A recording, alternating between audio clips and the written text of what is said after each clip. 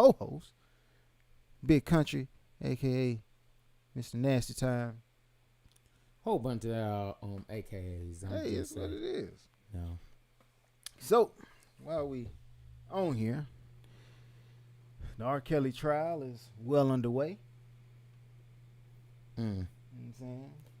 Well, the whole thing with R. Kelly is, like I say, I believe you could separate the person from the music. Because the music, can't nobody say anything about the music. The music was flawless. More than likely, if you were born in the 90s, anything like that, R. Kelly probably had something to do with it. You was conceived. You was conceived to But R. Kelly. if you're talking about the man as a person, yeah, he a trash individual as a person. I'm sorry. Yeah. But I'm gonna call a spade a spade.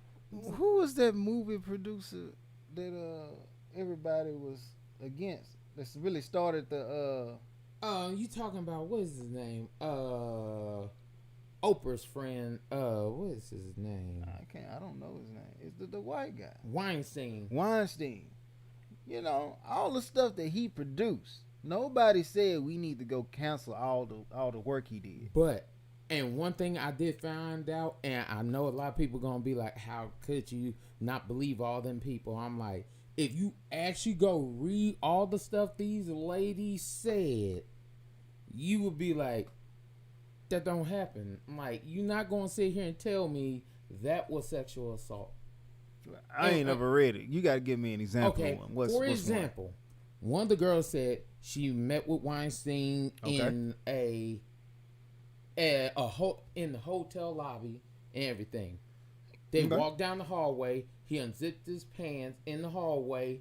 First of all, any hotel you've been to, how often do you actually have enough room where nobody walking down the hall for you unzip your pants, pull your stuff out, and then and then on top, she said he forced her to the ground for her to give him head right there in the hallway. Where does that happen? Okay, now the getting topped off part might be a little extra. However, that's the sexual assault that she charged but with. I'm just saying, I worked at a hotel for a number of years, and I've seen some pretty risque individuals. But in the hallway, you mean to tell me you I can't saw this in the scream, lobby. Help!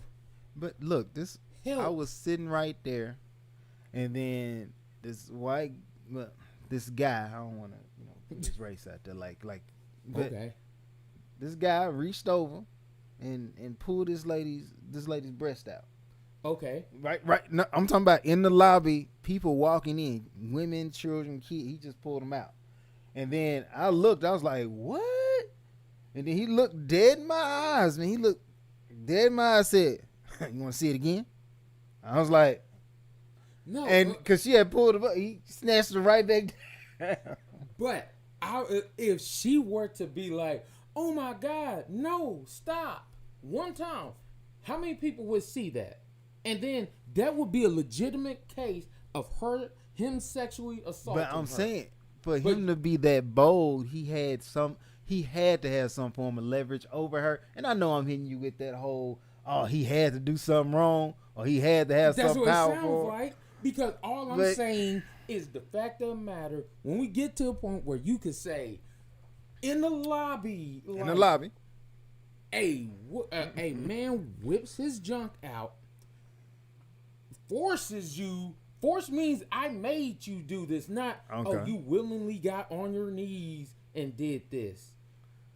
Well, I'm sure you didn't scream, you didn't say nothing. But you didn't I'm say, just no. maybe it's more of a poor word. She probably saying he gave me encouragement through force. He probably grabbed the top of her head and she wasn't too. We ain't gonna go too deep into this one because we're gonna talk about the R. Kelly one. But we could talk about it. There's 81 counts on this man, but only one went to trial. He only got charged for one. And if you read them off, my own mama was reading them off, and she was like, no, that was like, I understand some people do not agree with, I have I have something you want. If you want this, okay, cool. You don't have to do it. Like, there were like 2 accounts where he said, if you don't do it, then I will mess with your career. So only 2 counts. Only 2 counts of that. Everybody else, yes. Only 2 counts of quid pro quo. Quo, yes. Gotcha. Sorry, butchered that. But I'm like, okay, people saying quid pro quo is wrong. Mm-hmm. Okay, that's cool. But my other thing is like, if you got this, everybody wants this. Everybody goes to Weinstein because they want to be a movie star. True. My thing is, that's his leverage to get what he wants. My thing is, if I made you a movie star, you can't be mad that, oh, okay, you could pay my prices, you could not pay my prices. You could always go to someone else for those prices. And I'm like, is he morally wrong? Yes. That's morally wrong for you to do someone like that. To be like, oh, I'm gonna make you do this for me to have me do something for you. Yeah. So basically, instead of taking of money as a form of payment, because he's gonna pay you instead and give you a career, but you just got to do something, strategy. Yes. It was basically, you don't have to pay me money, but you pay me in sexual favors, I give you a career. And all of them except for like 3 of them compromise their moral compass. No. All of them are compromised. All of them did it. There are 3 of them it was 2 that did not, and then it was 1, like, I guess she really sucked because he gave her a starring role in this film, but it did not take off. Everybody else's film took off. So I'm like, how bad of an actress were you for that to be? For it, you okay, well, let's get back to Kelly. Let's get back to Kelly, because when Kelly wrote you a song, it took off. Yes. When Kelly was on the song, it took off. So, I mean, and I'm sure he used the whole Harvey Weinstein situation too. Yeah. With the quid pro quo, hey, I'll put you on if you, you know what I'm saying, get it on. Do these things for me. Saying? If your mind telling you no, you know what I'm saying, hopefully my status can tell you yes. Yeah. So, he got people going in that way. He's on trial for it. You say we gonna separate the man from the art, which is fine. I intend to do that too, because if you go back in time, if you can't set, the reason I brought up Harvey Weinstein was because it's a lot of actresses and actresses out there who don't want you to discredit their work, because eventually you'll make them a victim as well. And there's a lot of artists out there who, if you discredit R. Kelly, you're gonna make them a victim as well. So, but also, if you are saying you can't separate the work, you need to separate. Then how can you separate the Catholic priest from the church and all those things that they did? Or separate your presidents, your presidents from America. True. It's just a lot of situations. It's a lot of people, so you can't pick one person. That's why I'm like, separate the man from the music. And if they were being smart about it, I'd be like, okay, so if you was a victim of R. Kelly, we gonna do, you know how they do the little payoffs when a appeal or something go wrong. Be like, if you were messing with R. Kelly from this time to this time, you contracted, because during the trial, which is why I brought it up, is he knowingly gave women herpes. He knew he had it. Flair, but not, he just going in there getting it done. He don't care. That's cold as ice. That's a trash individual. And for then that. you're dealing with these women who, 20 and under. Or, okay, let's say 25 and under, because I don't know. He had some older chicks. He probably had some older ones, but you better be a bad one. Yeah. Like, you weren't going to be no, Yeah, but to be putting them in that situation where, okay, now you're finna give me this lifelong, disease. And I understand it's a lot of negative stigma on herpes, but in reality, it's not the worst STD you can get. It's just uncurable. Yeah. That's the only thing is you can't cure. There ain't no, oh man, this gonna be no serious mess up. You're not gonna die from it or anything like that. So, because I ain't want nobody to think I'm on here trying to herpes shame. Understand. But he knowingly did that. He also confessed that he married Aaliyah simply to say, hey, I need you to get this abortion, because she was underage and he had got her pregnant.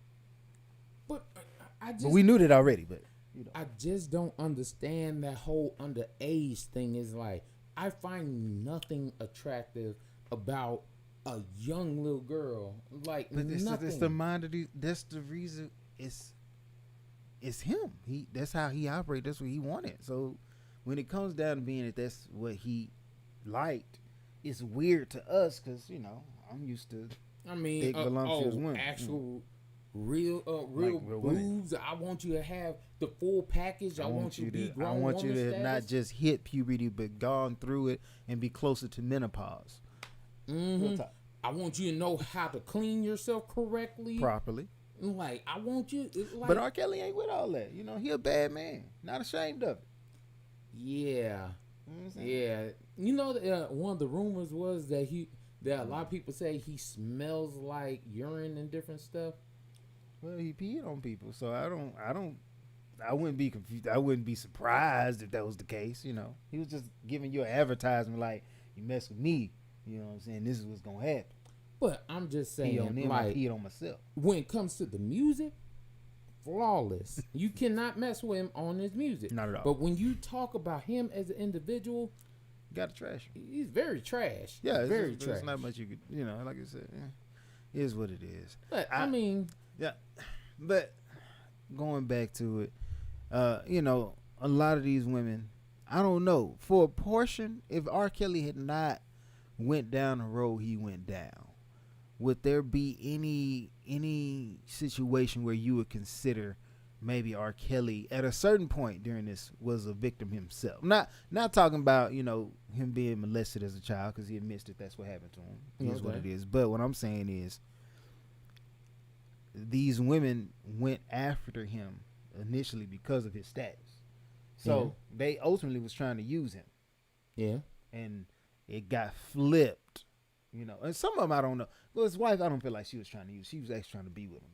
But, when you send your daughter up there, like these parents, and I'm not trying to shame these parents, but you sent your daughter really up there. Talk about things like that. Like, if you knowingly knew at this point in time, this dude was potentially a pedophile, why would you let your daughter go up in there and do that? Why?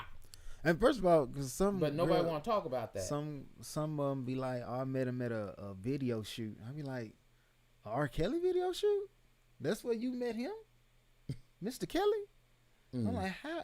And she was like, "I was underage then," so I'm like, why did your parents let you? And it wasn't that the parents let them; they snuck out. But I'm like, at a certain point, that's bad parenting. Video shoot.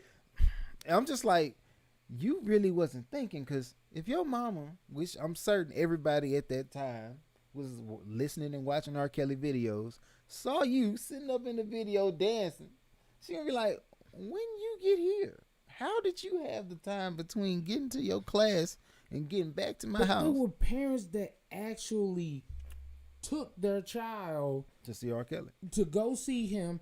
Oh, he gonna be with you for my child's gonna be with you for like a week or two. What? Who does that? I'm like, I don't. And I'm like, there were people that actually set up and went and got these young girls. And I'm not over here trying to victim blame. I'm just saying, it's anything. A lot more people. No, I'm talking about in his camp. In his camp, it's a lot of people. There's a lot of people besides him need to go to jail. Go to jail because some of them parents do. Yeah, it's a lot of people who I understand. Some of them, they look the other way. They weren't active participants in it, but the fact that you act as if it wasn't happening ultimately made you an acting participant, because you knew this was going on and you didn't do nothing. You didn't say nothing. You're guilty by association. You're guilty by association. But it's other people in there who, because they was talking about, oh, he went in there, he get the girl, he tell you, hey, get that girl and let her know to come see me and talk to me and whatever. And they willingly go over there, figure out the girl information, get her to the place and all that. I'm sorry. I know that I care. I have a family to feed. I definitely understand those things. You don't want to lose your job. But if it comes down to me setting up this young child to get assaulted by this grown man or this job, you know what? I don't need this job that much. I don't really need it that bad. First of all, I'm gonna rely on my talents. I'm gonna just. But that's one of the things that I never understood. You sitting here man, we gotta eat, we gotta make our money and stuff like that. But and that's why I respect who was it, Sparkle? Mm-hmm. She saw, nah, that's my family. I'm out. And you need to go to jail. You need to be prosecuted, sir. Mm-hmm. So much so that the parents was against her when she was like, no. I'm telling you who I saw. You need to believe me when I say what I say. I don't understand it, because if I see it and don't say something about it, it is an issue. That is a serious issue. Very much so. But it's like a lot of people were like, oh, well, I didn't say nothing about it because I was in fear that I would be fired. That at a certain point, how much money, how much is your soul worth? If that's what you're going on, how much is it for you to get a good night's rest? How much does it cost? Because I would never want to set no kid up in any type of way. Not at all. Even, don't get me wrong, I'm a jerk in a lot of ways. But when it come down to it, it's like kids, it used to be a code. Kids were off limits. Kids off limits.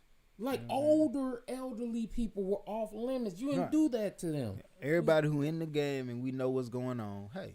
It's part of the game. It's part of the game. It's what we do. But that's the thing is, a lot of people are like, oh, well, man, everybody can get it now. Mm-hmm. Like, but they looking for victims. And it's easy to, attack somebody who ain't for lack of better words, who's green. Who's like, I don't really know much. Even then, like, no offense to any ladies, you could still go up to a grown woman now, spit your game, talk to her, get her, go on about your business. Right. Like, I don't even know why that would be disrespectful. I'm just saying because, some women, well, it's not that, I'm not that easy or it's whatever. not about being easy. He didn't say lay down with you. He said, talk to you, get your number, and get on by his way. The natural order. But I don't know. I just thought that was so weird because I'm like, you a grown man looking at kids and stuff like that. It's very disturbing when you peel back all the layers of that onion. It gets it'll really make you cry. Yeah. But then even with the whole Brotha Polite thing. Oh yeah, because that is the addition. Like to already have 3 to 4 wives. Then you grooming an additional wife. Oh, I don't think they know about the Brotha Polite one. Go and tell them about so Brotha Polite he big on social media with his whole, viewpoints on, Pan-Africanism, Egyptianism, multiple wives, marriage is more of a business decision, which in essence, to a degree, I agree, but I don't want to put myself in the like of Mr. Polite. But what I will say is he took it to a point where, hey, he's grooming an additional wife, and this is him and his current wives all understand and talk and know what's going on, and he's going to get another one. But the new girlfriend, hoping to be wife, had a 14-year-old daughter, and her and the daughter fell out for a little bit. That day, he decided, I'm going to take her out on the town, take her to the club, stuff like that. But issue number one, you as a mother having a dude tell you, I'm finna take your 14-year-old daughter to the club, and you being like, okay, that's problematic, but hey, I'm not here to judge. Some people live that way. Number two, he come up, pick your daughter up, club closed. In my mind, club closed, that's where you said you was finna go. You know what? Why don't you go ahead and bring her back to the crib? We gonna sit down, but he say, I'm gonna just go over here to this hotel. I'm certain during this situation, he was in some form of communication with the mother, letting her know, hey, we went to the club, it was shut down, couldn't work it out. Boom. So now they at the hotel. He started giving the little girl drinks. Now he giving. First of all, why you giving a 14-year-old drinks? I'm certain that's something that he's been doing for quite some time. Because to be so comfortable and so I don't even feel comfortable with my kids. No, I'm not. Like, no. Being around me, that's why I don't drink like that. It's like, so why would I give a 14-year-old? It's not yours. You gonna make that decision for her. So he giving her drinks. She gets drunk, and then of course, he tries to force himself on this young lady. Or alleged. Let me make sure I say allegedly. He tries to force himself on this young lady, but from what they say, she had like bruising around her mouth. So I'm like, how hard are you trying to put it in there, buddy? For you to leave bruises around the oral facial area. It's crazy to me, but it is what it is. But she ends up passing out. He's trying to, bring her back, because you gave a little girl too many drinks, so she's most likely got alcohol poisoning, whatever. And so then once that situation took place, he takes her back to the mother. And then from what the mother says, she's busted out. She tells him, well, he tells her, hey, if you tell people about this, you're going to ruin my whole career. I think, like, that goes back to the whole R. Kelly situation. You're going to set up these little kids to go mess with this man because you was afraid of your career. Now he's sitting up here saying, I want you to be quiet because if you do this, then you mess up all that I built.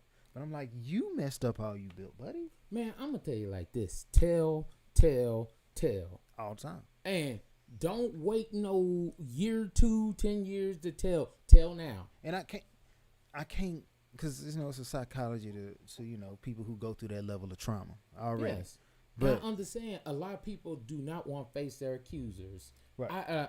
I studied in psychology. Right. A lot of people do not want to face the trauma of their accuser and rehash all the things that happen. But one of the things that happen is when you wait so long, evidence starts to dissipate because now you have to prove, and it goes off of he say, she say versus I actually have proof now showing that these things happen. Right. So that's one of the big issues. I truly understand. Trust me. I know firsthand from a person that has went through issues. I ain't gonna put all my business out there, but from a person that's went through it, I know sometimes you don't want to face your accuser. But one of the worst things I look at is if I don't face the accuser, but the accuser does it to somebody else, and I had the opportunity to take them down, so that this would never happen to anyone else. Yeah, then you gotta live with that level of guilt. It's so much. It's a lot of stuff, and it's a lot of stuff they're putting on children. Like they ain't even reached grown person status yet. They haven't even experienced life. Went to prom or none of that kind of stuff. None. Now you got to worry about the teachers messing with them. The preachers messing with them. Crazy. The parents messing with them. Oh, well, that's my stepdaughter or that's my stepson. All that kind of. I'm like, what's wrong with people? Why I'm avidly against. Hey, if it don't work out with me and Lynn, which is working out perfectly fine right now, no issues that I can foresee near or far. We doing just fine. However, if it don't work out, man, I'm already committed to I ain't bringing nobody else in this situation. Yeah. It's me. So if you want to just give my daughter to me, you can go meet you a new guy with her. I don't own you or control you or none of that. My primary mission at this point that I had me a daughter and I'm moving in that, her safety, her success, my priority. And you talking about, you can't live your life not talking to these women. Buddy, I can live just fine without these women. First of all, you could talk to them women, but you don't have to bring them around your kids. We ain't gonna, that ain't what's gonna happen. I'm sorry. So if I get divorced at any point, I'm sorry, I'm letting it be known. Don't even come at me with no foolishness, because I ain't trying to be in no relationship whatsoever. Only I'm a parent. Until she 18 to 21, I'm a parent. I respect it. Everybody has their opinion. All I'm saying is these are children right here, and I don't understand how we got grown-ups like putting that on them kids, man. That's crazy. It's like, why would you even do that? Man. And when you talk about that, then you talk about all the people in the past, because this is a lot. Don't think that it's just a few trash people. It's a lot of trash people. The problem is the cameras just got cut on. This is like with some of the cops. And I'm not gonna sit here and cop bash. It's like I said, I got one of my best friends is a cop. You know what I'm saying? Hey, but I can't let that shadow the fact that it's some bad cops out there. Do I think he's one? In no way, shape, form, or fashion. Yes. Great individual. great dude working and serving his community. Do I think there's more good than bad? Absolutely, of course. But there are some cops out there who do wear that badge, who do abuse their power. And I definitely agree with that. So let's move on. Why is it so hard for people to put their partner first, to really put their partner first? So, bringing this up, I was thinking about it because a lot of people nowadays say they don't want to be either in a serious relationship or even married because of the fact of the matter is like, I'm not going to get put first. Oh, yeah. And I know situationship. It's like, oh, well, in a situationship, hey, I get what I want, you get what you want. If you don't get me what I want, you don't get what you want, we move around. That's basically how it is. It's drama free. Right. But one of the things that I'm like, whatever happened to putting the person you with first? Because it's like we always want somebody to put us first, but we don't want to put that person first. And first doesn't always mean you have to be the first thing I think about. But if I'm not one of the highest priorities in your life, why am I here? What's the point? Like, my thing is, like, it all comes back to sacrifice. A lot of people may sacrifice a very negative term when it comes to your relationship, but at a certain point, there will be instances where it's not necessarily primarily for your benefit. It might be for the benefit of your partner, and it might even at some times it might even put you in a negative to where it's like, okay, a simple example. You want to go play basketball. You a major you want to go to taekwondo. Okay. Your wife got her situation going on, and it's something that she really into. And you have a choice to make. Sure, you can go to taekwondo and you can tell her, hey, ain't nothing I can do about that. You knew I got a taekwondo, da-da-da-da-da. And sometimes, as a man, you got to put that foot down and say, hey, look, you know what I'm saying? This is what was going on. But on the flip side, making that sacrifice, like, hey, I understand. You understand I got taekwondo. This is that lesson. Look, I'm gonna come through for you this time. But in the future, you understand that this is what I intend to do. This is what was already pre-planned. And, I understand that's your dream. I understand that's your passion. But this is also my dream. This is also my passion. And you know what I'm saying? If you don't have that tug of war, that back and forth, hey, I'm a bow down and let you have it today, or vice versa, it's gonna be a real tough relationship. Yeah. Because if you going through your relationship with this whole gimme, mine type attitude, you're gonna end up minding your own business by yourself. Like, I was talking to one of my friends about this one time because they over there single. And I'm like, okay, you single. Right. Cool. My thing is, were you willing to put forth and give up for the relationship that you want? Right. She's like, oh, well, if I'm over here trying to complete my dream and all that, it shouldn't matter. But I had to explain to her, I'm like, what about his dream? Because just like you have a dream, he has a dream. Right. Just like you have goals, he has goals. Mm-hmm. If y'all don't make that balance and understanding, why are yours any more important than his? That's his any more important than yours? That's why I'm so pro getting with somebody during construction. Because when everything's already built up, because everybody's like, oh, I got my dreams that I'm trying to aspire and reach. Okay, let's just say you reach it. Then you had that whole, basketball player with the basketball wife, and you sitting up saying, you wasn't with me shooting in the gym. I took all these hits on my own, all this, and now you want me to give you half. But you wasn't doing the work. I just brought you along after the train was almost at the destination. Or maybe I'm not even, we at the destination, I'm really on vacation now. And you here enjoying the benefits and the fruits of my labor. So when you get with them during construction, however, it's like, no. You saw the hardships, and most of the time during construction, just like a building, you building a foundation, which in reality is the symbolic low point. Like but we only gonna go up from here. But most people don't want construction. They want already built. You want I pre-built. don't have to put as much effort into it. Fast food society.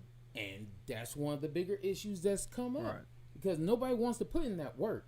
Everybody wants the product. It's like everybody want to be Frank Lucas and all that kind of stuff. But you don't want to start from the bottom, finding and figuring out how to push these bricks. How to get it. You don't want to.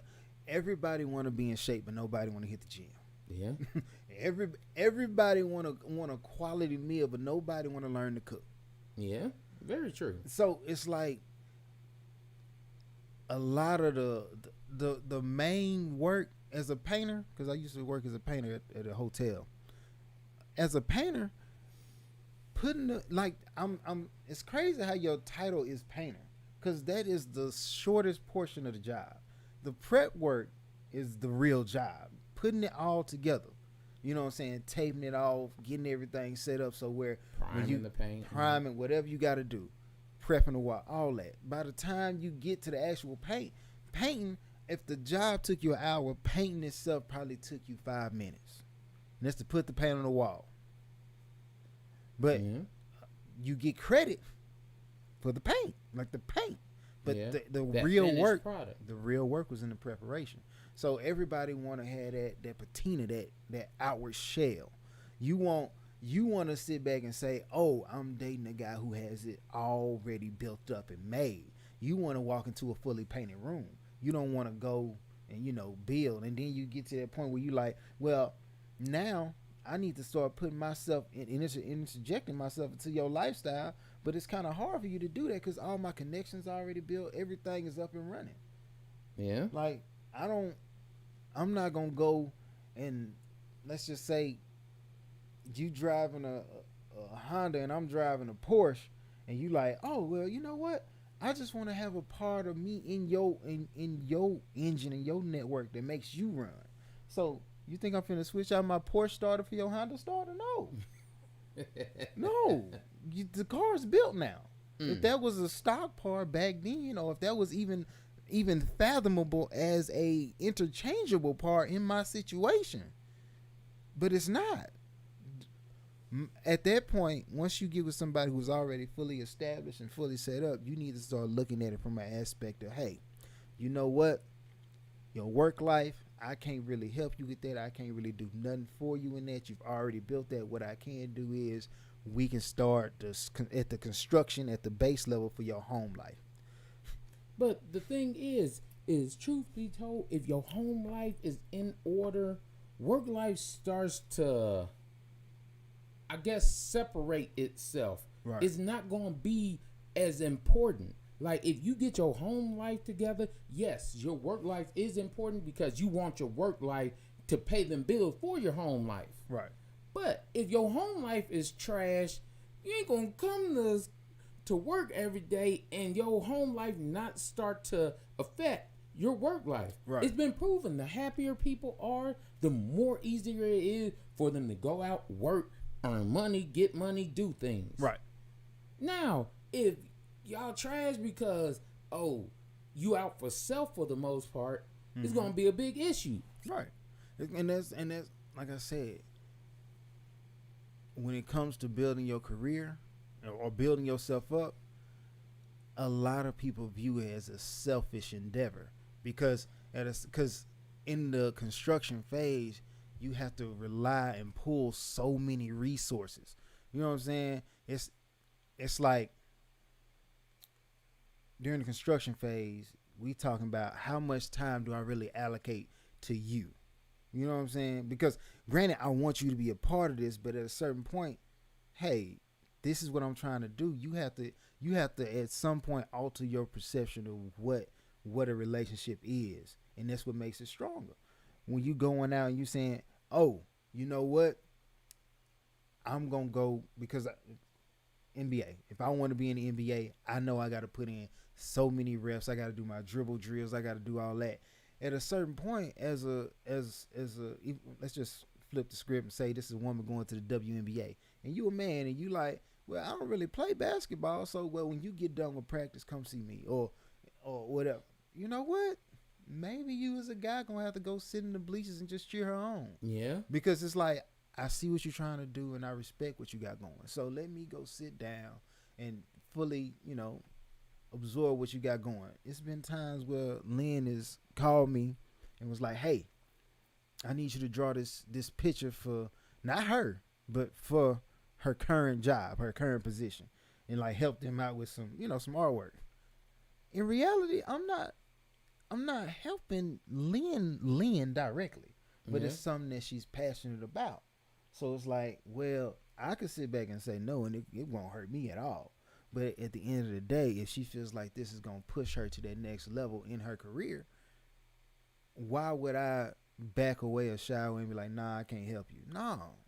Yeah. Your success is my success. You successful, I'm successful. And I feel that same way about mine. Mine got 3 jobs. And yes, I do tell her sometimes, like, you work too much. Gotcha. But I always will push her for success because that is my job as her husband. Right. If I'm not going to be the main supporter in her corner, then I shouldn't be in her corner. Be in her corner. You making it difficult. It's like some people are like, oh, well, yeah, I'm here. If it's a business, if you saying it's just business transaction, okay, you can't trip off of certain things. She can't trip off of certain things. But if it's what is truly meant to be, is, hey, you got me, I got you. Right. You for me, I'm for you. Mm-hmm. Obviously, I'm going to have to sacrifice a few things. Right. But now when it's my turn to take the front, you going to have to sacrifice some things too. You're going to have to be like, I know it's going to be uncomfortable. It might not make you feel as pleasurable as me giving you my all, and you got to, but at the same time, you're going to have to find the joy in seeing me succeed. Because ultimately, the higher I go up, you automatically go up. Because we in construction. You really got to think about it on a floor-by-floor basis. If you want to build, some people building a flat, some people building a 2-story, some people building a skyscraper. It depends on who you are. But for the most part, I'm building the first floor. Once that floor is complete, then we can move up to the second floor. Now, you might be like, well, hey, I didn't really, I did all this kind of work on this first floor. Second floor going to be mine. Okay. But you understand that I got my first floor built, and that's ours. So, like I'm saying, you got to be able, in order to put your spouse first, you have to come to the understanding that life in America right now is a team sport. It really is. When you got a 2-income household, I know a lot of people like your boy Kevin Samuels want to push this whole, men got to control and do everything. You can.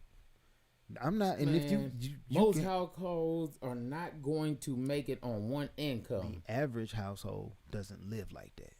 So, granted, I appreciate what the message he's putting out there, but as far as my household, my wife at work right now.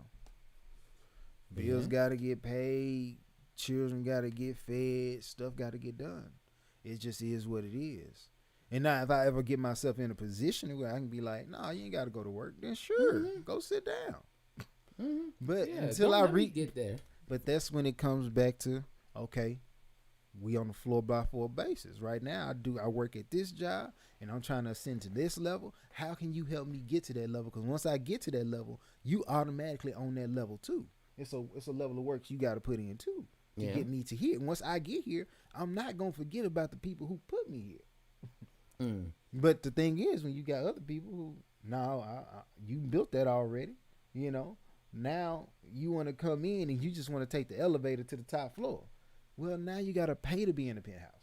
Yeah, my bad, everybody. I'm over here licking my lips like LL. Man, I need some chapstick. My lips dry. Don't judge me.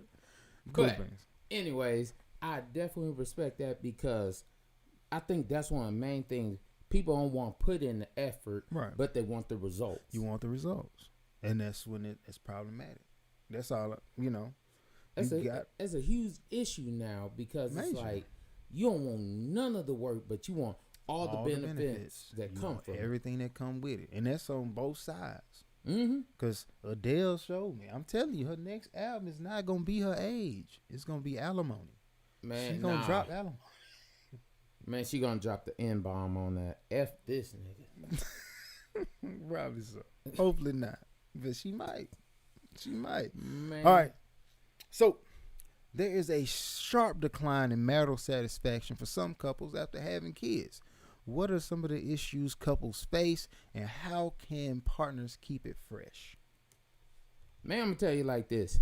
Find somebody to babysit your kids, and not for one day. It's a village. I promise. That's one of the biggest issues I see that we have. Because back in the day, you could send your kids down to Big Mama house for a week, 2 weeks, a month. She going to be there and be chilling. Cool. Cool. And then you get your time to relax. You get your time to be with your spouse. Hey, y'all can spark a few things, try some things that y'all ain't done in a little bit, and y'all could get some rest. But one of the issues is you ain't got nobody to watch your kids. Hey, man. Your kids bad. Nobody want to keep your kids. No, it's just you got 2 hours. Grandparents ain't grandparents no more. They just grands. They took their whole Grandma got a life. Grandpa got a life. I got to do what I got to do. I got to live too. And I understand. Yeah, you do. No, because I'm sorry. When our grandparents, my grandparents, they didn't keep us all the time, but we would go down there like on a Friday or a Thursday, and you gonna didn't be get picked up till Sunday and go to school on Monday. That's where you gonna be. So I'd be like, like I said, these grandparents, is not the same. Like I remember, you remember like the church going grandma, like you always went to church with grandma. You gonna be there all day, man. If you come down my house, you going to church. You gonna be there, and you better be quiet. You better mind. Don't. You better not go to sleep. You get that old church pinch. Yeah, church pinch. And if you do it too many times, you gonna get that. You know what's happening when we get home. I already start crying. Shut up. Be quiet. But it puts you in a different space. It's just okay. Yeah, I gotta be. I'm gonna be here with grandma. I remember going to Alabama. We had Queen House going up there. I think it's Anwell. We up in there, and she doing her thing, living her life, and that was her primary focus. And even though you was a child, you had to show a level of respect because you in the Lord's house. So it's like it teaches a high level of respect. You know what I'm saying? It's like, but at the same time, when it come back to it, it's hard. I feel like for grandparents these days, it might be a disconnect or it's a little bit harder. And I just feel like family values and that tight knit where, you can rely on your family and stuff like that, like it went by the wayside. You know what I'm saying? I think also part of it was our parents don't think they old. Well, no. Don't get confused. Hold up. This ain't my mama. Now, my mama, Paige at my mama house right now. No, mom, thank you, mom. Okay. Hey, that always comes in clip. Like, I ain't trying to burn no bridges, but my mama ain't gonna really watch this one anyway. Because my mama, she be over here like, yeah, she keep them for a couple of hours. I'm like, you don't want to keep them for overnight? Overnight? No. You know what I'm saying? I had my kids. I'm like, but you don't just want. But have you ever hit her with? Because I met your grandma. I know she was there with y'all. Yeah. Oh, my big mama would definitely do it. Like my my big mama moved in when she started getting more sicker and things like that because my mom wanted to make sure to keep her close. And I definitely understand that, respect that, and big ups to my mom for that. But I was always like, my big mama, when we would go down to East Texas, Big Springs. Like, we enjoy going down there. We sleep on the floor, have cots, just talk to my grandma about old days and all that kind of stuff. She tell me funny stories about my mom getting whoopings, and I laugh. I'm like, oh, I see the apple don't fall too far from the tree. Yeah. But it was like, me and my big mama was one of my biggest supporters. I don't think they don't really have too many big mamas anymore. Like, don't get me wrong, they're still grandparents. Yeah, grandparents, but big mama was that person who's like, oh, my mom introduced my mom to the Switch, which was horrible, but it was like, hey, it made you learn. Go on, get that little switch. And get them legs. Get them legs. Like, no. Don't hit them on the thighs, the butt, or nothing. Get them legs right there. They gonna get right. You know? I promise they gonna get right after gonna get that. Right. They gonna get and right. I used to laugh because I'm like, yeah, exactly what happened. That's what it is. Gonna get them legs.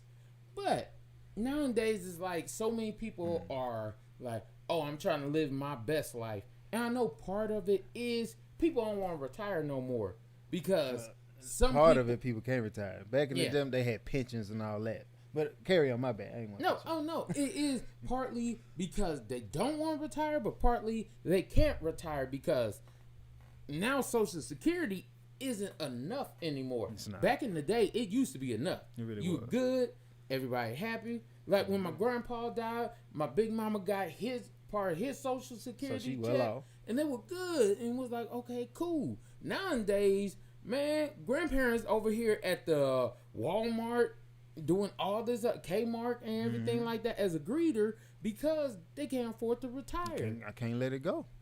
But then on the other hand, that also some people are like, man, I don't want to retire because they see for some people when they start retiring, that's when they start dying off because they were used to doing certain stuff. But that's why I feel like grandkids are so important. Like me, like don't get me wrong, being a parent is a very difficult thing. But being a grandparent, no, there's a lot of life over there. They running around. Okay, I'll go out here. That's why I'm trying to get back in shape, stay in shape. That way, no, granddad to get out here and run with you. I ain't got like I'll go to the park with Paige. I'll go whoever. I may talk about some achy muscles, but I'm good. I'm gonna go. Why? Because that's what keeps you young. I just feel like society put us in a place to where it's hard for you to value family because you put so much pressure on getting money.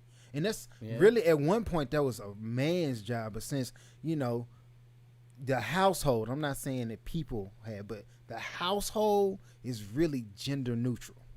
It's like sometimes you're gonna work and get it, sometimes I'm gonna work and get it. And you know what I'm saying? It used to be a time where, you want to see your dad for a couple of days because he been out there on the job, he been out there in the field, and your mom is the primary caretaker. Yeah. But these days, you might see your mom an hour every day. You might see your dad an hour every day. And then we wonder who was raising these kids. And then you can't rely on grandma because grandma at work too. Yeah. So it's like, well, who?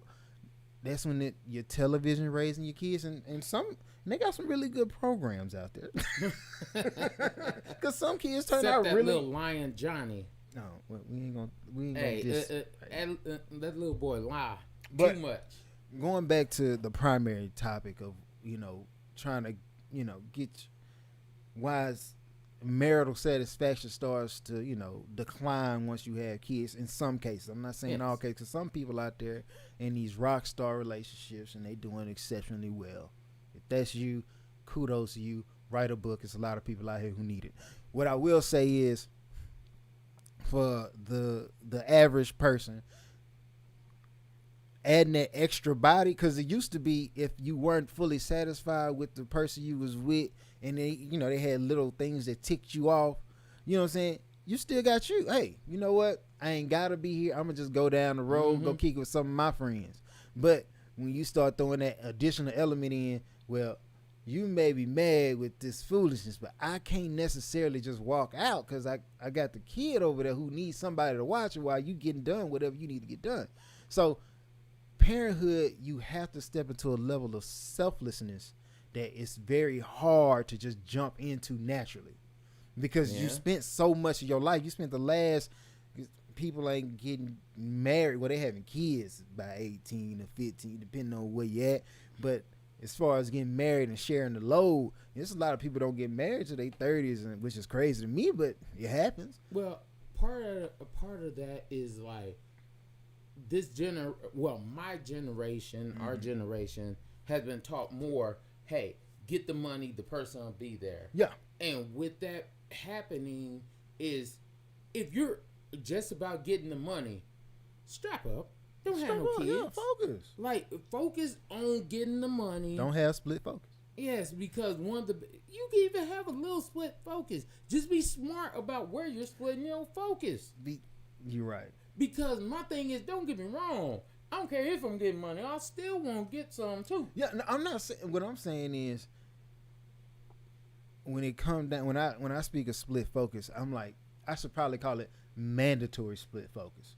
You have a kid, I feel like it's mandatory that I have to take care. But when you're dealing with, your sexual selection of women and whatever going, it's not necessary that I have to deal with you. I choose to. It's beneficial for both of us that I deal with you. And if it becomes unbeneficial, we could just separate and go our different ways. And part of that, I feel like going into that, I feel like people should be married a certain amount of time before they have kids. Yes. So you should at least have 3 years to your spouse under your belt. And some people do. Gonna say that's crazy, but no, I really feel like you should. Why? Because you got to get to, like I said, a point of selflessness. You got to get to a point where, hey, I need to understand that it's not just me. I'm sacrificing for you too. Mm-hmm. So sometimes I can't go to the club with my homeboys. Why? Because you need my attention. It's just certain things you got to do. Because, okay, like when you get married, you're putting your spouse first. Mm-hmm. Whether it's man putting woman first or woman putting man first. Right. But now, if you already start off with kids, for the most part, you're putting them kids first. And then that person's always wondering when they're going to get... Yeah, when am I going to... When am I going to be number one? And that's when that primary disconnect comes in. That's when, like I said, you need to have... Before you get to a point where you laying down and you talking about having these kids for real, you need to figure out who's my village. Who are the people that I'm going to rely on or that I feel I can reach out to from time to time to watch this baby while, because end of the day, whoever you with, they need your attention too. You yourself going to need some of your own attention because no matter what people say, I know a lot of people be like, oh, it's all about, no. If you ain't here or if you ain't at 100%, then how can you give somebody else 100%? Yeah. So you need to focus on you sometime. But this is what I need to do this. Like right now, doing this podcast, hopefully it'll take off. My mission is for it to take off. So I want to start a campaign. We're trying to reach 1,000 followers at some point, like relatively soon. That's my primary mission. I'm going to put it out there. So if you're watching this, or you come across this and you want to support, subscribe, all that good stuff. Subscribe, and if you want to go, we on Tell a friend. We on podcast networks from Stitcher, Apple to we on all of them, provided through the Anchor app. So feel free, listen to us, subscribe. Like I said, because we trying to get to another level. But at the same time, this is my opportunity to put into me. So when I can say, hey, Mom, can you watch my daughter real quick? Because, she likes, my daughter likes me, which is nice. Mm-hmm. And she wants my attention when she's here. Mm-hmm. So I got to be able to say, hey, I need you to want somebody else's attention for an hour and a half while I do this for the people. Just a little bit. Just a little bit. Because of the fact that, man, I'm going to tell a lie, y'all. Stop listening to your friends. Especially the single ones. Yes, those single young friends, when you were younger, used to say, oh, well, your child could play with my child, and shut up. Like, I'm sorry, that's an issue. And the only reason I say it, because I've seen it happen numerous times. Like, oh, well, if you have a child, my child could play with your child. Like, no. 90% of your life is going to be with the people in your household. The 4 walls that you erect for yourself, 90% of your life, when it comes to family life and your kids, it's going to be on you. Mm-hmm. Ain't going to be no real additional people that's going to be cramped up in there with you. You're going to wake up, your wife going to be laying next to you, or your husband going to be laying next to you. Your kid going to be hopefully in their room. My daughter tends to use my bedroom as her room, but at the same time. It's not just your daughter. My daughter, I'm trying to get my daughter out of my bedroom. It's different. I just got my son out of my bedroom right before she was born, and then she came in.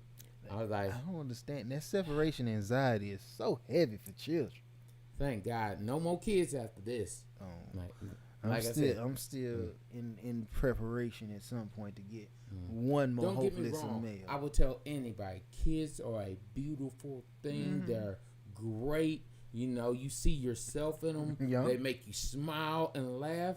But if these ain't the most cock blocking, money grubbing, food stealing, Man, when was the last time you ate a meal, a full meal, and you didn't have to pay? I call it food tax. Because every time I get I can't walk through that door and just have it to myself. There's no such thing. No. Man, I got to a point where I'm like, man, I let my food go cold and wait for nobody to see it to try to get my food and start eating it. I can't do it like that. I know it sounds bad, but I'm like, it's the only way I get food to myself. Because every time I come in, right once I open it up, here come thing one and thing two. Doop, doop, doop. Give me that. Give me that. I want shrimp. Oh, I want this.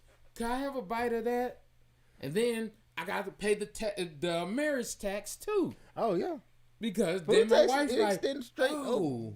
I'm like, hey. So then every time I end up buying extra, nobody's hungry. Nobody want it.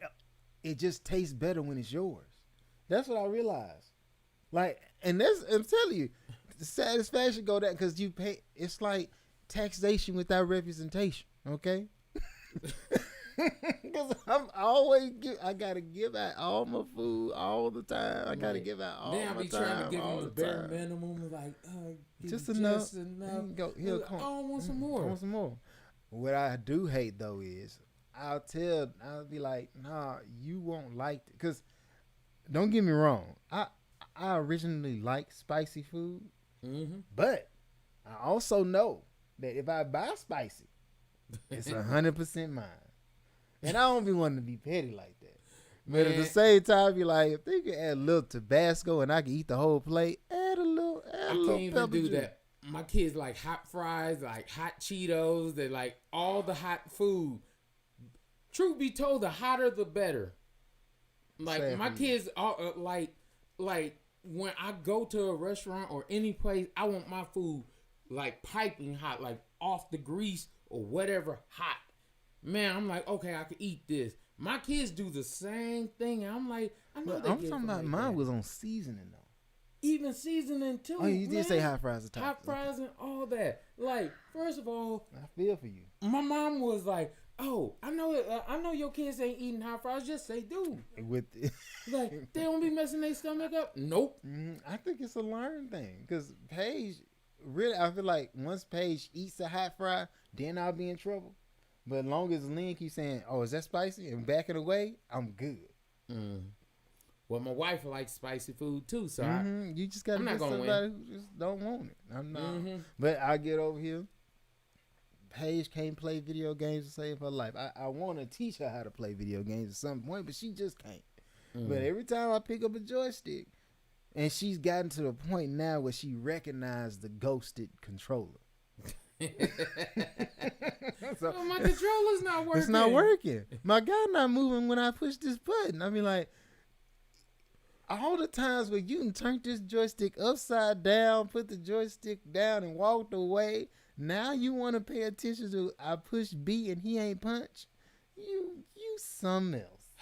It's okay. You something else. It happens to the best of us. But I'm gonna tell y'all like this: one of the main things you gotta start doing, man, just be just a little petty.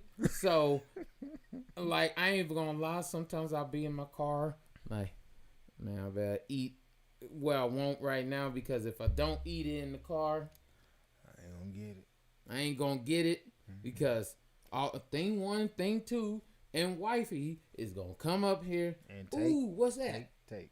And I'll be like, no. But don't get me wrong. Nowadays, I collect my food. I used to be like, nah, I don't want none. But even when I don't want it, sometimes I just go and get it anyway.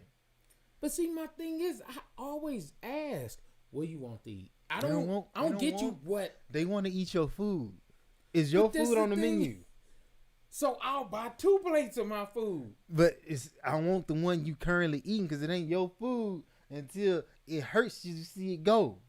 They taste the pain like, and frustration. They taste the disrespect. It's like Cartman off of when with that chili. Like, man, the chili is so good. It's like, oh yes. It's like, why are you taking mine out of all the people's? Like, I'll buy you your own, I swear. It don't matter. If they don't want their own, they want yours. You should be eating the plate and then watch how they all come up to you. And then be like, and they start eating it.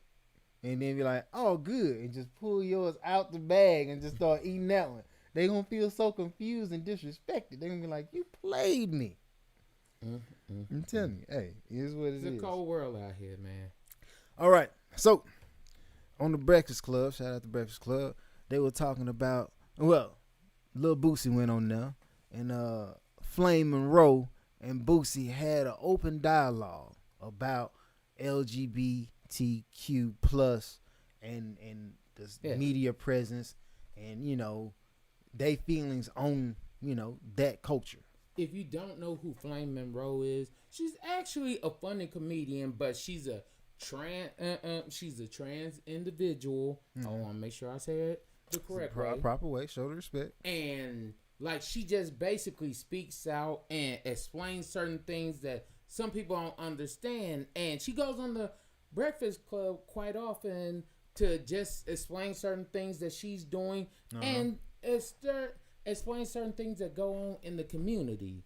Right. And with this dialogue, I was like, I like the dialogue because it shows that we're all just trying to get things right. Because when a lot of people have heard Lil Boosie say certain things and they take offense to it, and I'm like, I understand certain things he say, he kind of say a little harshly, but that's his feelings. This is the main part that I feel like all the places overlook. Even Charlemagne was overlooking this. And don't get me wrong, I like Charlemagne the God. I've been watching him a long time. But he said they attacking the kids. Like, and then, but you know, Charlemagne hit him back with the whole statement. Well, you was talking about this guns and all, but in reality, was Boosie music for the kids? Not really. Don't get me wrong. We got hold to the tapes. But when you start saying, because I was watching the episode of Gravity Falls on Disney Channel, and this character was called the Love God. And then he was sitting up there and he had in his van, if you're an adult, you understand, but if you're a child, it really kind of go over your head. But I do believe in subliminal messaging. Mm-hmm. In the back of the van, he had a man and a woman in the back of the van, and he was a participant in that little love triangle. So I'm like, you subliminally playing on the kids. I'm just like, and I know a lot of people market it toward kids, right, but they actually speak about adult stuff. Yeah. So I'm like, at a certain point, the rating on it is not something that's saying like, it's still, I don't necessarily know if it was G or Y7 or whatever it was, but it's not, something that as a parent you gonna, distance yourself from, because for the most part the show is about adventure and magical fairies and all kinds of crazy stuff that's going on. So when you start taking that into account, you start saying, hey, what Boosie telling you is they attacking the kids. Old Town Road started off as it's a catchy song for kids, right? It was marketed towards kids, but I ain't, you know what I'm saying, you ain't about what you be talking about. That ain't marketed for kids. That's a young man who lived a difficult life, expressing his pain through his artistry. So it's meant for an older audience. You know what I'm saying? Now, granted, if it's 16, 17, sure. But when I listen to Boosie, I hear him mainly talking about like 12 and under. In my mind, that's what I see when he talks. Yeah. 12 and under. So I agree with certain things that he said, because sometimes they push certain things out there, and yes, subliminal messages, if you actually look at it, like there was a documentary talking about subliminal messages, because we've been doing it for a time after time, and it's actually been proven to make people want certain things, like popcorn. That's why they always show popcorn in the beginning of a movie and everything, because they send those messages out hoping that, oh, it's going to stick. The You want spark some popcorn. And how many people really don't get popcorn now? It's like, oh, man, No, I'm going to go to the movies. I'm going to get some popcorn, too. It's so ingrained. First of all, like, for Kit Kats, they had this whole, they linked the two. It was like, if you get coffee, you get a Kit Kat. That's what the whole "Give Me a Break" song. It's like you going on your break for lunch, or you going on your coffee break, grab your Kit Kat. Yeah. And that's the whole, they connected it. So it's like, oh, now when I think about that, I think about that. So every time that child who thinking about the episode from Gravity Falls of the Love Guy, which is a great episode, connected to, like, oh, like you can do whatever you want. I guess being an educator, I see in a lot of certain times, a lot of kids are more susceptible to certain things now. Like, for example, I know I've heard a lot of little girls talk about, oh, they were bisexual or lesbian and things like that. And don't get me wrong, if that is your choice and everything, that's your path. That's your path. That is your path. But sometimes it's just because it's been shown that that's okay. Now it's like I'm trying to be a fad. Like, oh, just think, to make it plain, if tomorrow they told you it is okay to run every stop sign, like it's okay to run stop signs, how many wrecks you gonna see the next day? They gonna be like, oh, well, it's okay to run. And like, I can choose to stop, or I can, run it. I don't see when you give them that option, I don't see the point in stopping. I'm just gonna run it. Why even put it up there? For example, skinny jeans. Like, at one point in time, nobody was wearing skinny jeans. Nobody. Then all of a sudden, they start marketing Lil Wayne with skinny jeans and the skateboarder and all these things. Right. And in the rap culture, then all of a sudden, skinny jeans took off so bad. And even a lot of the women were like, why are all these dudes wearing these jeans?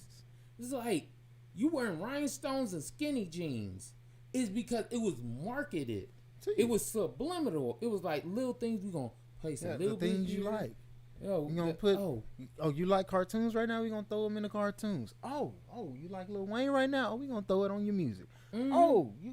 Every time you turn around, when they speaking on high fashion, they speaking all this. They telling you, no, it's absolutely okay to do that. This person wears it. That person does this. Oh, you like them? You want to be like them? You want to be a great rapper, right? Lil Wayne was considered the best rapper alive for a whole generation.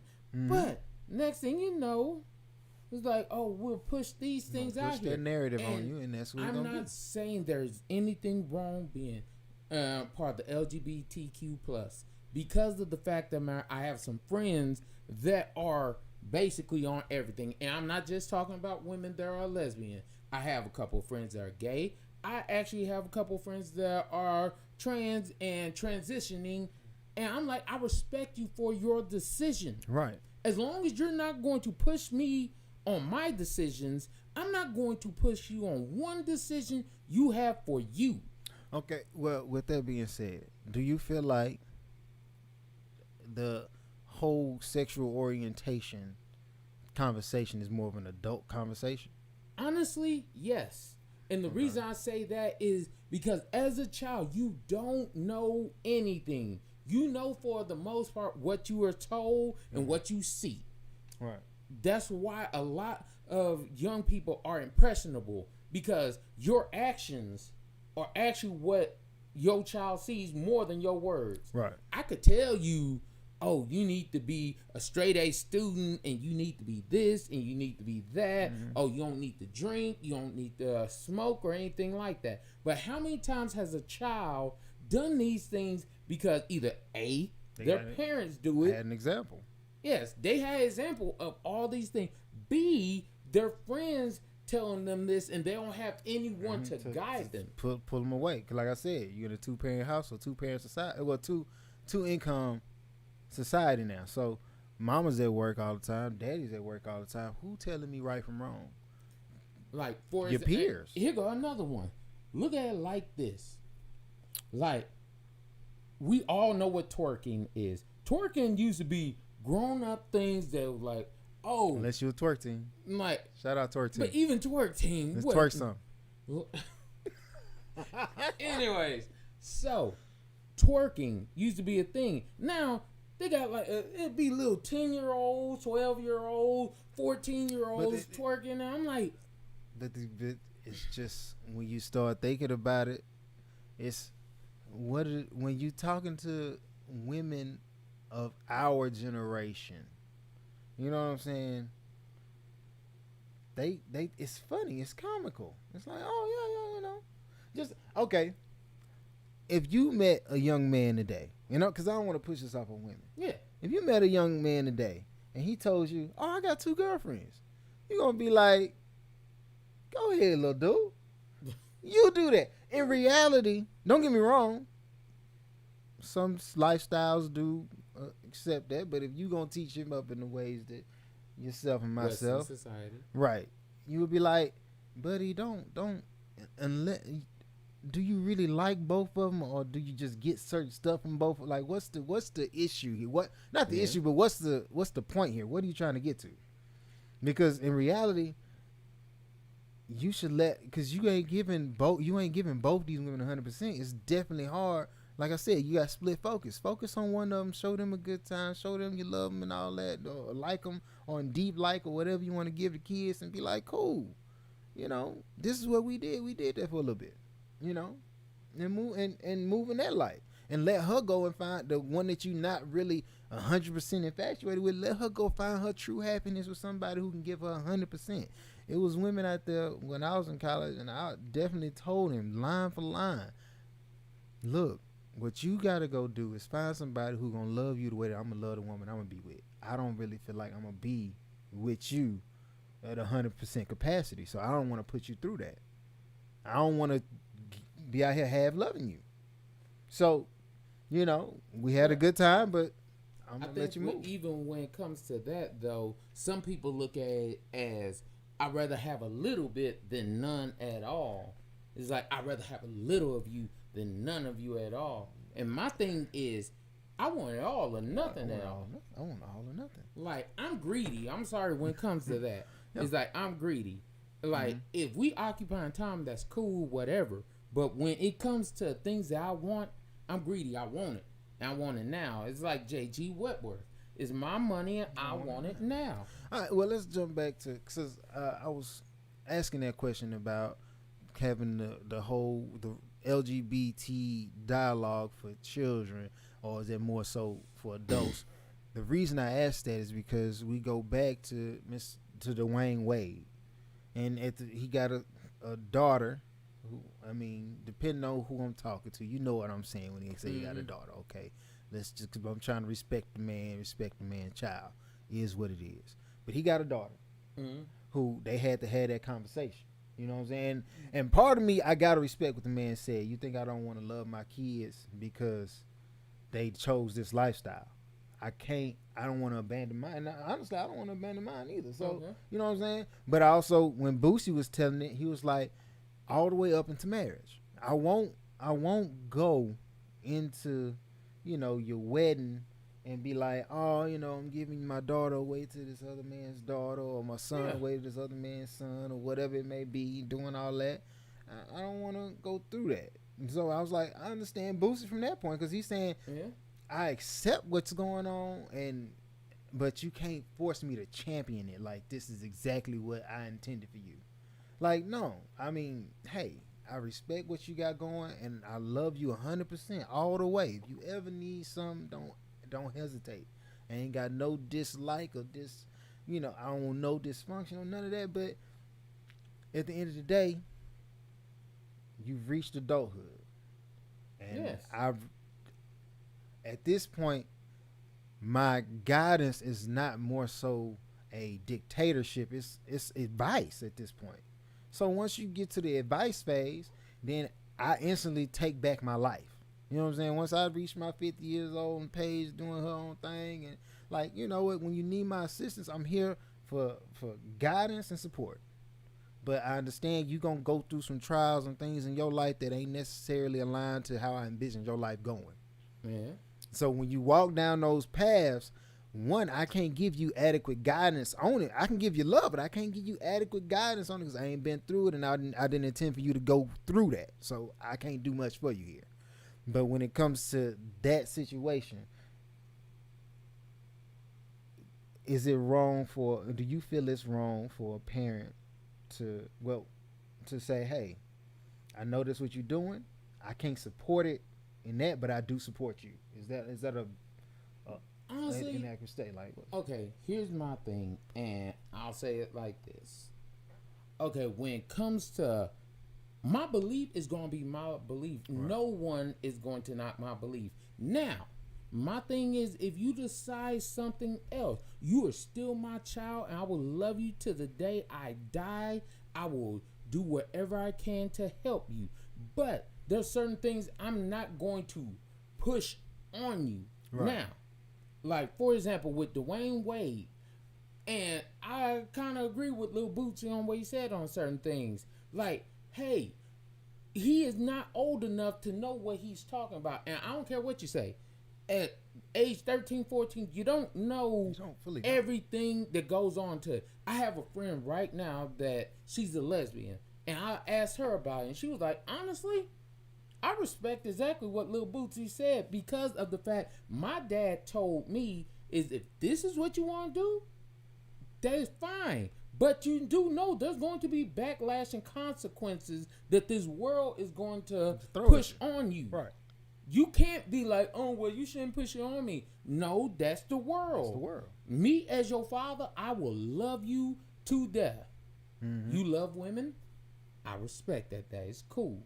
You know, baby, I wish you love men because it would be easier on you. Even Flame Monroe said the same thing. It was this ain't an easy life. Easy for you if you didn't. But if you don't, I respect your decision. Yeah, but just because I'm showing you this respect out of love doesn't mean the world gonna do the same. Yeah. And you gonna go through them hardships. Now, I'm not gonna say that I as a parent finna go and put these hardships on you. Because at the end of the day, like I said, you still mine. Mm-hmm. But what I will say is, if they out there attacking you, you can't expect me to fight the whole world. Yeah. Because they going to do what they going to do. You going to have to, if you going to choose that lifestyle, you going to have to choose tough skin too. Yeah. It's going to be. But truth be told, nowadays, you got to have tough skin for almost everything. First of all, you got to have tough skin for a monogamous relationship. Have tough skin. As a in woman, a heterosexual way. Yes. As a woman, you gotta have tough skin. Mm-hmm. As a LGBTQ plus person, you gotta have tough skin. Right. Basically, everything as you gotta have some tough skin. You gotta have tough skin because they're gonna be like, well, you don't accept me. It's not that I don't accept you. I love you for you, and you do what you do. And I respect what you're universal. doing. But that's the love I extend to every human being on this earth. From the Taliban to the United States president to anybody, I ain't got an ounce of hate for you. I can't afford to hate you. First of all, I don't spend enough time thinking about you to hate you. Yeah. So let's get that clear. Yeah. What I will say is this though. Just because I ain't got no hate for you don't mean that this other man over here who got plenty of time to hate on you ain't doing it. Yeah. You know, so it is what it is. I am an advocate. I want everybody to be happy. Truth be told, and some people think I'm weird like that because I'd rather have us all skipping around, being happy. Yeah. Oh, I like you, you like me. Oh, we good. Everybody likes this, all that kind of stuff. Good. But the world is not like that. It don't work like that. So some things you're going to have tough skin, suck it up, and do what you need to do. Like, if your child doesn't understand stuff, certain things they're not meant to understand. A 12-year-old does not need to know what grown-up knows. And I feel like a portion of that comes back to television.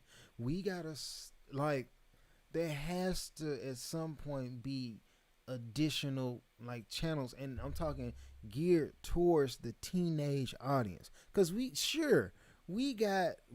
had Dexter's Laboratory and all them, you know, channels for kids, you know, young kids. I remember we had when Fox came on, Cartoon Fox Network, Kids. Fox Kids, one Saturday morning. Disney was a big proponent and all that. The Disney Channel was more than just them sitcoms. They had more cartoons More on cartoons. it and stuff. Right. Like, I was talking to my some of my students about this because I was like, man, what cartoons do y'all really watch? They don't watch cartoons. They don't watch cartoons. They watching Teen Wolf. Unless that's it's old too. Yeah, that's old too. But like the shows that they watching are Adventure Times, SpongeBob, and like stuff like that. And most of those are geared toward like they're pushed toward younger people. But if you're adult, you start to see the adult things that they put, those innuendos they put in there. Right. And so that's why I'm just like, there should be a clear-cut separation from your child, from your baby to your toddler to your child to your preteen to your teen to your adult. You remember Captain Planet? Yeah. Captain Planet and the Planeteers, they were teaching you how to stop pollution. Ain't nobody say nothing about pollution. Nobody care about no pollution. Double Dragon was talking about bullying and different things like that. Hey, like if you see somebody being bullying, tell someone. Don't just let things happen. Yeah. Even the sitcoms back in the day, they had little things about gun violence and things. If you see a gun, tell someone. Something. Do something. Go. So it's just like I said, when you got, the cartoons now, and when they told me, back in the day, it's like, well, SpongeBob's gay. I was like, well, I ain't never really seen SpongeBob getting down and dirty with anybody. So I don't see why his preference of the bedroom should be broadcast in any way. Like, if I want to assume SpongeBob and Patrick are gay, I'm like, how is that? What I'm saying is, if I want to assume as a child that he's in a heterosexual relationship, then I should have that right. And if I, as a child who eventually will lead myself into the LGBTQ plus community, want to view him as, hey, him and Patrick got a thing going on. Because in my mind, I was like, oh, SpongeBob and Sandy, they do their thing. Yeah. But I was a heterosexual child. That's how I looked at it. But at the same time. Yeah. They also said that Mr. Potato Head was now considered a transsexual. Well, you can put the little eyes with the lashes on. It was always... He was always like that. I didn't think you had to make it be known. SpongeBob, I'm just like... Mr. Potato Head could be Mrs. Potato Head. All you got to do is change him. Yeah. But I'm saying, what they doing is they want it clear cut. I'm like, no, let these children come to these determinations on their own. If you walk around and you see that, I bought a Mr. Potato Head for my son, and then turn to Mrs. Potato Head, then you can start being like, oh, well, hey, that's him going down that route, and you can choose to do what you will as a parent from that point. Yeah. You can take it as a sign, or you can take it as what it is and move on. Yeah. But at the same time, we removing that barrier. We saying, oh, no. He can be, like, when you broadcast, no, he can be whatever what you want him to be. As opposed to, when you get to a point, you going to decide that on your own. I don't have to I don't have to force you to make a decision that's going to ultimately dictate where you move from here on out through the rest of your life at 6 and 7 years old. You should really just be out here having as much fun as you can. You should still... Yeah. I remember... Be a child. It was a time where the playgrounds were full, bro. Yeah. I go to my mama's house now. I can take Paige to the playground, and it'll be me and Paige every day of the week. Man, I took my kids to a playground, and then all of a sudden, I saw 2 other kids show up, and I was like, okay, cool. The only reason they showed up, because my daughter was there, and they ain't had nobody play with, so they want to play too. One of the things, we stopped letting our kids We got away from community, and we started trying to push agendas. Like, we start, like I said, LGBTQ got their agenda, the blacks got their agenda, the whites got their agenda, the Ku Klux Klan, even though they say that that's not a hate group anymore. But I don't know how you build a whole organization based on hate and you're not a hate group. That's another story for another time. But everybody got their thing that they want to push out. Yeah, everybody got it. So if you all got what this is how we living now, then cool, whatever. But push that on 20 and up. That's all I'm saying. And I feel like that's what Boosie's saying. Push, you got your agenda. You wanna tell everybody that they can be or they can do whatever. You know what I'm saying? television is accessible to every child. You know what I'm saying? It just is what it is. But if you want to have like I forgot the dude's name. Well, the dude sing Old Town Road. Y'all know who he is. Lil Nas X. But if you want to have where you got your video and you dancing butt naked in front of the prison and your innuendos is all that, then hey, buddy, for those who want to go through that, go ahead, make you a site, an artist site, and you can put all your music up, and then you're like, hey, watch my video, watch my X-rated video, watch my children's version video, and allow the parents to say, hey, you know what, no, you're going to have to watch this one where he ain't in a prison. He probably sitting at a park or something, and he doing crazy stuff, but he ain't doing that. You know what I'm saying? Because, like I said, my dad always had the option. When it came to Boosie, my dad could choose to, hey, I'm going to buy his CD for you, or I'm not going to buy his CD for you. Whereas now, iTunes subscription, I don't get that. Hey, you can hop on iTunes and listen to whatever you want to listen to. You can watch whatever you want to watch. The internet is plentiful and bountiful. You know what I'm saying? But at the same time, every leap and every wall that we break down, we take down. It's the reason why it's called a firewall or a security wall. Because some of these walls we tearing down, we don't necessarily need to tear down. Because it's what's protecting the parents. Like, what's protecting you the remember child. back in the day, it used to be censored. Now they try to uncensor everything. And my thing is, I'm sorry, for the age of 17 and down, you need to be censored on certain things because you don't Parental need to know everything. You don't need to know it all. It's a level of focus that you need to be on. Focus on these books. Focus on these books. Focus on what you should like. Try to figure. You know how many kids go to college and write undecided on they. That's something you could have been deciding as opposed to deciding whether you're gonna sleep with Timmy or Susan this month. Like you could have been on that, and we could have steered you towards that. But instead, you know, it's more drama filled and more exciting for us to push those agendas. Speaking of that. We've come to the end of this episode. What's your shout outs? So, as always, like to shout out my beautiful wife. Love you. She has her 3 businesses that she has going. She has Traces Like Mine. She also has Yanni Like Mine. And she has Wasted Desires that she does with my sister-in-law. All 3 of her pages are on Facebook. They're on Instagram. She actually has started up her Yanni business where she's taking clients for Yanni steams and different things like that. Mm-hmm. If you don't know what Yanni steam is, look it up. All right. I'm trying to be PG-13. Okay. So respect. Like, look it up. Help it out. It don't clean itself.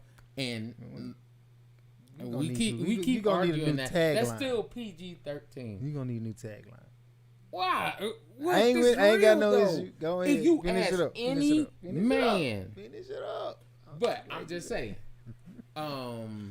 Also, just like the shout out on the podcast, Something for the People, you know, we're on everything. We're on Facebook. We're on Instagram, we're on Apple Podcasts, we're on Spotify, we're on YouTube, we're on basically anywhere you want to look for us.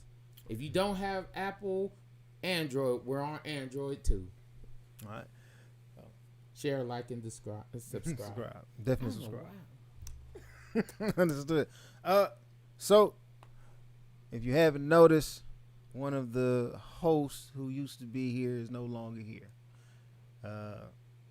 He decided that this was what he wanted to do. He wanted to move himself in a different direction. It is all love, and I wish him all the best, extreme success.